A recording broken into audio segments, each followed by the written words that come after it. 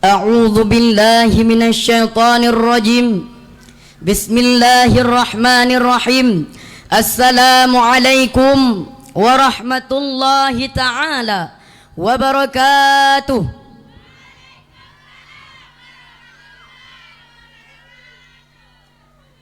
Alhamdulillah, alhamdulillahil wahidil atiyah, wassalatu wassalamu ala khairil bariyah wa ala alihi wa sahbihi zawin nufusiz zakiyah. Asyhadu an la ilaha illallah wahdahu la syarikalah, wa asyhadu anna Muhammadan abduhu wa rasuluh la nabiyya ba'dah. Allahumma rabbi shrah li sadri wa yassir li amri wahlul 'uqdatam min lisani yafqahul qawli. Allahumma la sahla illa ma ja'altahu sahla wa anta taj'alul hadna sahla. Idza syi'ta la ilaha illallahul halimul karim. Subhanallah Rabbil arsyil azim walhamdulillahi rabbil alamin. Amma ba'd. Pertama-tama, di awal langkah yang paling utama, marilah bersama-sama kita memuja dan memuji Allah Subhanahu wa ta'ala. Allah basirun, Allah maha melihat. Selain Allah buta. Allah sami'un, Allah maha mendengar. Selain Allah tuli. Allah hayyun, Allah maha hidup. Selain Allah mati. Kata-kata ta'zim wal ikraman saya kepada Al-Fadil Al-Syekh Masyaikin Al-Kiram, yakni Abia Rauhul Mudi Al-Aziziyah. Kita doakan Abia beserta keluarga selalu dalam ma'unah, maghfirah wa ridha illahi ta'ala. Amin amin ya rabbal alamin. Kata-kata ta'zim wal ikraman saya kepada Dewan Guru yang masih bernaung di Panji Rauhul Mudi Al-Aziziyah, Abu Al-A'la Al-Mamdudi dalam bukunya The Prophet of Islam mengatakan, there is only one example. Rasul merupakan contoh yang paling besar.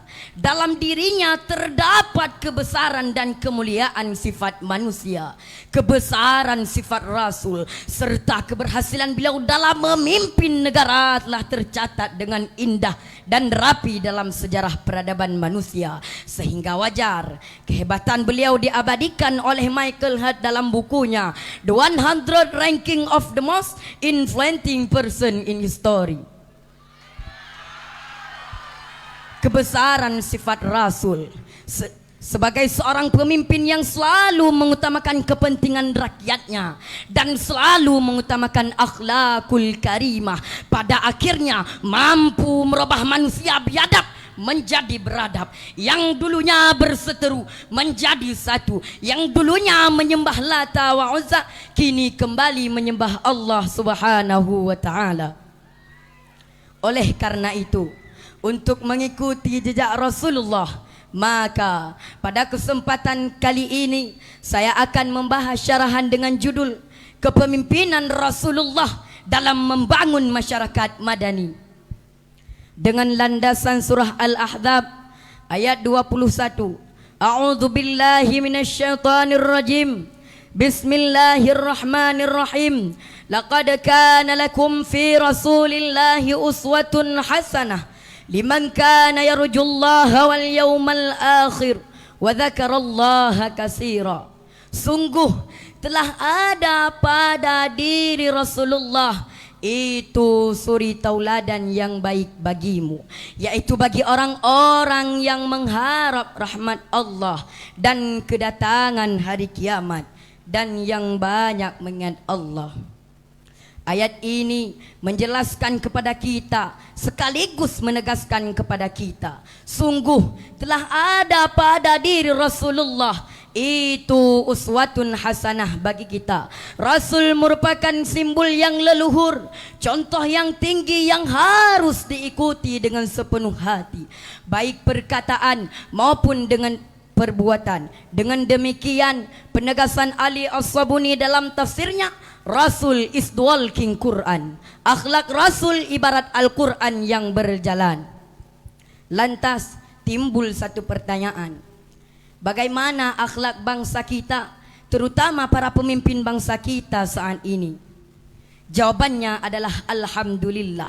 Masih ada para pemimpin yang patut diteladani. Masih ada para pejabat yang bisa mengayomi. Masih ada para aparat yang peduli. Semua itu patut disyukuri walaupun jumlahnya sangat sedikit sekali. Kenapa? Karena masih ada para pemimpin yang menzalimi. Masih ada para pejabat yang bejat. Masih ada politisasi, bahkan korupsi. Kita sekarang mengalami krisis moneter yang membuat kita keteter, ditambah lagi pemuda-pemuda yang teler dan pemimpin yang killer. Bagaimana mungkin informasi teraplikasi sementara para pemimpin bangsa kita masih mengalami dekadensi? Reformasi yang kita cita-citakan malah destruksi yang jadi kenyataan. Kesejahteraan yang kita damba-dambakan malah kesengsaraan yang kita rasakan. Hadirin ma'asyiral muslimin wa jumratul mu'minin rahimakumullah. Apa yang harus dilakukan bangsa kita, terutama para pemimpin bangsa kita saat ini? Sebagai jawabannya, marilah kita renungkan surah Ali Imran ayat 21 yang artinya, wahai anakku, dirikanlah solat, suruh orang berbuat kebaikan, mencegah kemungkaran, dan bersabar atas segala yang menimpamu. Ayat ini menyimpulkan ada 4 spesifikasi pesan Luqman yang mengandung induknya ibadah dan pondasinya berupa akhlakul karimah. Pertama, Rasul bersifat lemah lembut, baik terhadap kawan maupun terhadap lawan. Kedua, Rasul senantiasa lapang dada dan mudah memaafkan atas setiap kesalahan. Ketiga, Rasul senantiasa bermusyawarah dalam mengambil keputusan.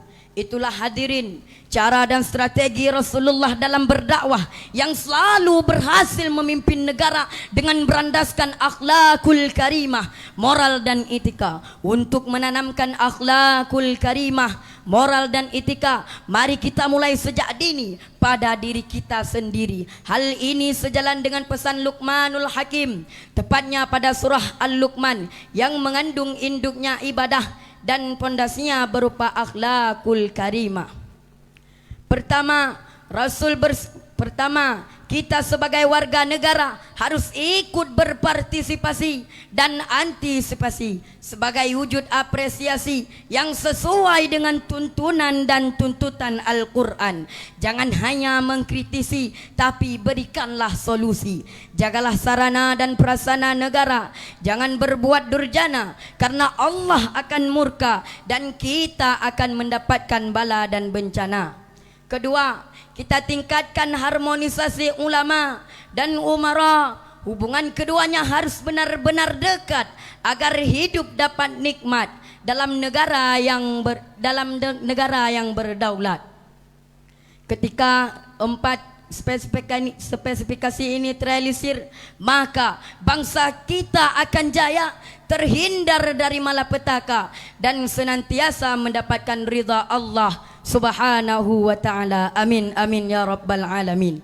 Sebagaimana Syauqi Beg dalam syairnya berkata, bangsa-bangsa akan jaya jika ditopang akhlak mulia, tetapi bangsa-bangsa akan tersungkur rusak binasa jika tidak ditopang akhlak mulia. Hanya ini yang dapat saya sampaikan. Lebih dan kurang saya mohon maaf. Wabillahi taufiq wal hidayah wa ridha wal inayah.